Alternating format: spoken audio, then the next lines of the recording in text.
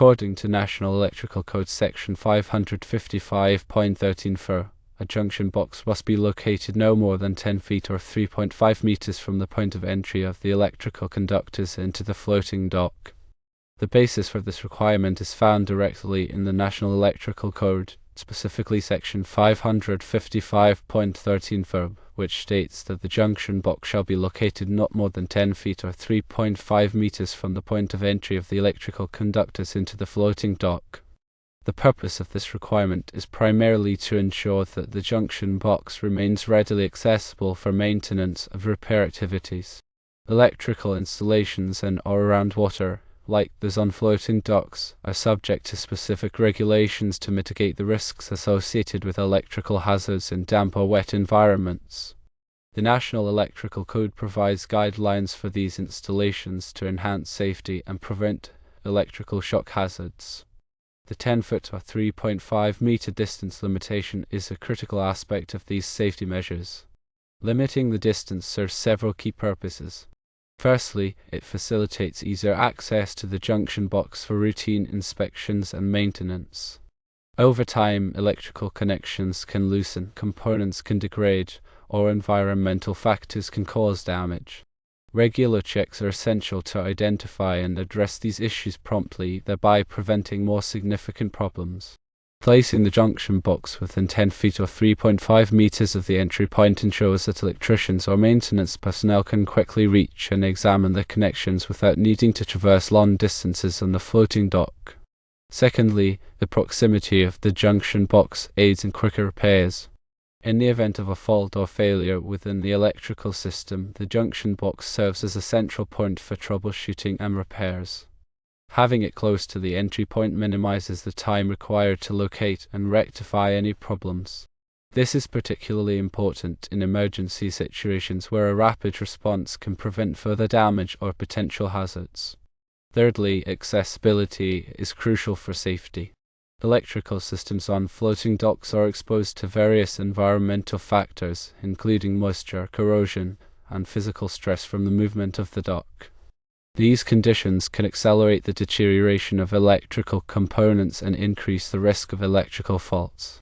Easy access to the junction box allows for frequent inspections, which can help identify and mitigate potential safety hazards before they lead to accidents or injuries. The National Electrical Code's requirement for a maximum distance of 10 feet or 3.5 meters is a practical measure that enhances the safety and reliability of electrical systems on floating docks. It ensures that the junction box is readily available for maintenance, repairs, and safety inspections, thereby reducing the risk of electrical hazards and promoting a safer environment. When installing electrical systems on floating docks, strict adherence to the National Electrical Code guidelines is essential. This includes proper wiring methods, suitable enclosures, and appropriate grounding techniques. All electrical work should be performed by qualified electricians who are familiar with the specific requirements for marine environments. Regular inspections and maintenance are also crucial to ensure the continued safety and reliability of the electrical system. Ignoring the National Electrical Code regulations can lead to dangerous situations, including electrical shocks, fires, and equipment damage. By following the code and implementing best practices, it is possible to create a safe and reliable electrical system on a floating dock that meets the needs of its users while minimizing the risk of electrical hazard. The National Electrical Code is a comprehensive set of standards developed to ensure the safe installation and maintenance of electrical systems. It covers a wide range of topics, including wiring methods, overcurrent protection, grounding, and equipment installation. Compliance with the National Electrical Code is essential for protecting people and property from electrical hazards. Section 555 of the National Electrical Code specifically addresses electrical wiring and equipment in marinas, boatyards, and docking facilities. This section includes detailed requirements for wiring methods, grounding, bonding, and the installation of electrical equipment in these environments. The goal of Section 555 is to minimize the risk of electrical shock hazards and prevent damage to boats and other equipment. Subsection 555.13 focuses on equipment grounding and bonding, which are critical for ensuring electrical safety in marine environments. Grounding provides a path for fault current to flow back to the source, tripping a circuit breaker or fuse and de-energizing the circuit. Bonding connects all metal parts of the electrical system together, creating a common ground potential and reducing the risk of voltage differences that could cause electrical shock. Requirement 555.13 specifically addresses the location of junction boxes on floating docks. This requirement is intended to ensure that junction boxes are readily accessible for maintenance and repair. Junction boxes are enclosures that protect electrical connections from the environment and provide a safe place to make splices or terminations. They are typically used to connect different sections of wiring or to connect equipment to the electrical system. The 10-foot or 3.5-meter distance limitation is a practical measure that enhances the safety and reliability of electrical systems on floating docks. It ensures that the junction box is readily available for maintenance, repairs, and safety inspections, thereby reducing the risk of electrical hazards and promoting a safer environment. When installing electrical systems on floating docks, strict adherence to the National Electrical Code guidelines is essential. This includes proper wiring methods, suitable enclosures, and appropriate grounding techniques. All electrical work should be performed by qualified electricians who are familiar with the specific requirements for marine environments. Regular inspections and maintenance are also crucial to ensure the continued safety and reliability of the electrical system. Ignoring the National Electrical Code regulations can lead to dangerous situations, including electrical shocks, fires, and equipment damage. By following the code and implementing best practices, it is possible to create a safe and reliable electrical system on a floating dock that meets the needs of its users while minimizing the risk of electrical hazards. In summary, the National Electrical Code Section 555.13 mandates that junction boxes on floating docks must be located within 10 feet or 3.5 meters of the point where electrical conductors enter the dock. This regulation aims to ensure easy accessibility for maintenance, quick repairs, and enhanced safety, thereby reducing electrical hazards and promoting a secure environment. Proper installation and regular inspections are crucial for maintaining the reliability and safety of these systems. Always consult the latest version of the National Electrical Code and local regulations for specific requirements in your area. In addition to the distance requirement, several other factors should be considered when installing junction boxes on floating docks. Firstly, the junction box must be suitable for the environment. It should be made of a corrosion-resistant material and be designed to protect the electrical connections from moisture, salt spray, and other environmental factors. Secondly, the junction box should be properly sealed to prevent water from entering. This is especially important in marine environments where the risk of water damage is high.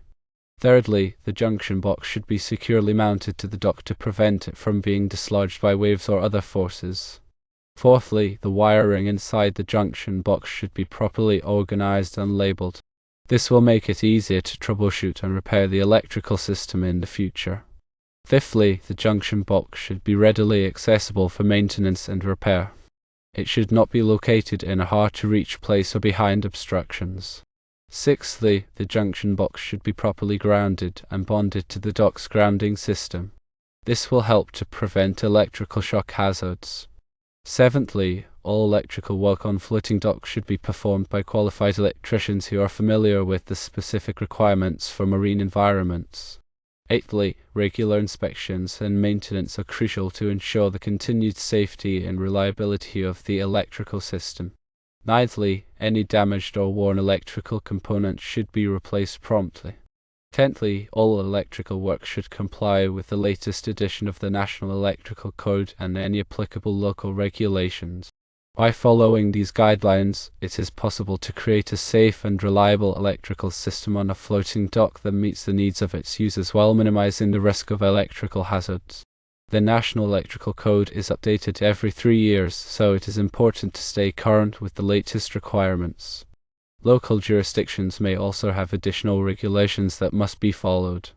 Always consult with a qualified electrician or electrical inspector to ensure that your electrical system complies with all applicable codes and regulations. In addition to the National Electrical Code, other standards and guidelines may apply to electrical systems on floating docks. These may include standards from organizations such as the American Boat and Yacht Council, the Institute of Electrical and Electronics Engineers, and the National Fire Protection Association. It is important to be familiar with all applicable standards and guidelines to ensure that your electrical system is safe and reliable. Regular inspections and maintenance are essential for maintaining the safety and reliability of electrical systems on floating docks. Inspections should be performed at least annually and more frequently in harsh environments. Maintenance should include cleaning, tightening connections, and replacing any damaged or worn components.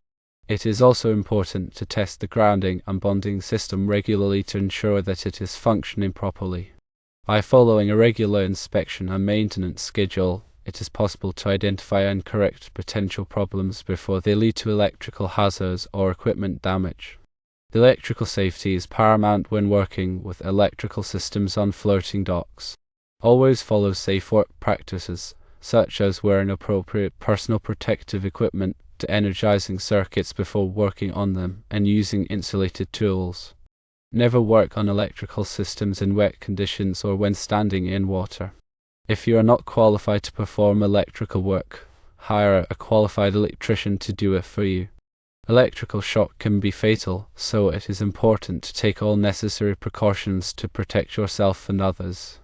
In summary, the National Electrical Code Section 555.13 requires that junction boxes on floating docks be located within 10 feet or 3.5 meters of the point where electrical conductors enter the dock. This requirement is intended to ensure that junction boxes are readily accessible for maintenance and repair. In addition to the distance requirement, several other factors should be considered when installing junction boxes on floating docks, such as the suitability of the junction box for the environment, proper sealing, secure mounting, organized wiring, accessibility, grounding and bonding, and compliance with all applicable codes and regulations. Regular inspections and maintenance are also essential for maintaining the safety and reliability of electrical systems on floating docks. Always follow safe work practices and hire a qualified electrician to perform electrical work if you are not qualified to do it yourself. By following these guidelines, it is possible to create a safe and reliable electrical system on a floating dock that meets the needs of its users while minimizing the risk of electrical hazards.